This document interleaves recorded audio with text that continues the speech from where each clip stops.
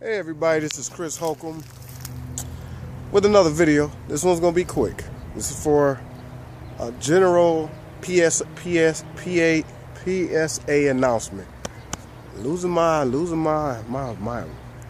flow. I don't understand that.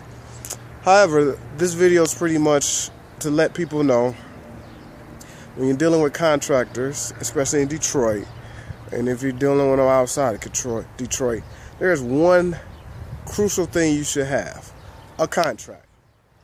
And most people say, yeah, I have a contract. Within that contract, you should have verbiage,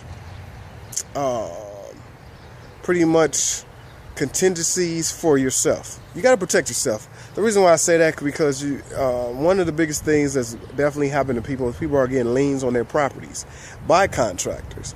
And really, in the real estate game, to give you guys a FYI, this is not a dirty little secret. This is not the bad, but this is the price of doing business.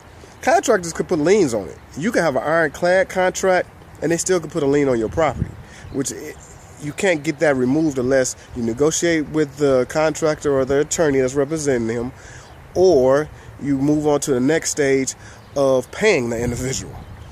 Now, if it's a genuine lien, then you are guilty probably because you don't have documentation to back it up. But either way, you probably have to get a lawyer and go through the circuit courts and file to get that lien, which costs you time and money over the money that you're trying to fight and not paying. So sometimes you got to weigh the good with the bad. But I would say one thing to have in your contracts to every investor is a waive of lien. Make sure that's in your contract to indicate that they're releasing any opportunity to waive the lien. Now, also in your contract is an agreement of how you're going to pay the individual, the disbursements of payments. You don't never want to pay more than what the work is done. So that's all in negotiation before the contract gets signed.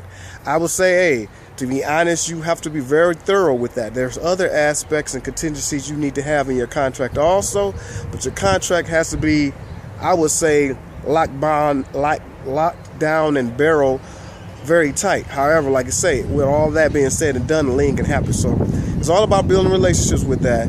If you're an investor and you know you got to handle contractors, you should have a point of contact with that if you're not here, to make sure everything is understood by the contractor and it's a working relationship, meaning that you guys have a full understanding of what your vision is. I don't give a damn what their vision is regarding the property. Their vision should be getting paid for the work that you want to be done. And as long as you guys got an understanding on the work that needs to be done, then that's fine. As long as y'all got an understanding that if it's some new work or some new developments, which is always a change order, will be properly processed by the contractor to you regarding these elements. Documentation is key. So that contract has to be locked down, barrel loaded to explain all that. To me, it's got to be dummied down to the fullest degree, so then you have no issue. Now, if you got a great relationship with the contractor and you guys know that that probably will never happen, I still would address to make sure you cover your butt.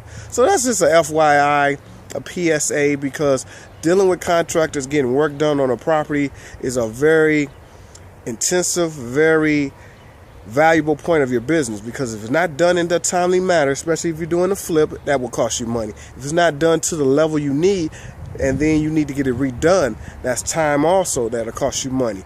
So it's always obstacles dealing with that. So you want to make sure the capability of your contractor, you want to make sure you have a great relationship with your contractor, and you want to make sure your contractor understands your vision.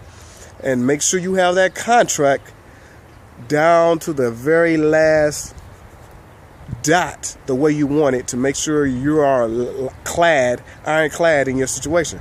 However, it never stops that opportunity for a lien to happen, at least to my knowledge and my experience of talking to other people in the real estate area. But I wanted to get this out to you guys because I've seen other people fall to the victim of this, and sometimes they're not even bad investors, they're just dealing with a bad tenant. A bad contractor. So this is food for thought. Something you definitely need to make sure you know. So besides doing your due diligence on the property, make sure you do it on your contractor too. And that's pretty much it for today. You'll probably see the subscribe button one of these corners. Like my video if you like it, or you may check out my other videos, and you can see that in the bottom there. So as always, I appreciate you guys' feedback, appreciate you guys looking at my videos, and I hope you guys getting things going, and this is definitely helpful. So stay focused and stay consistent. Y'all have a good day.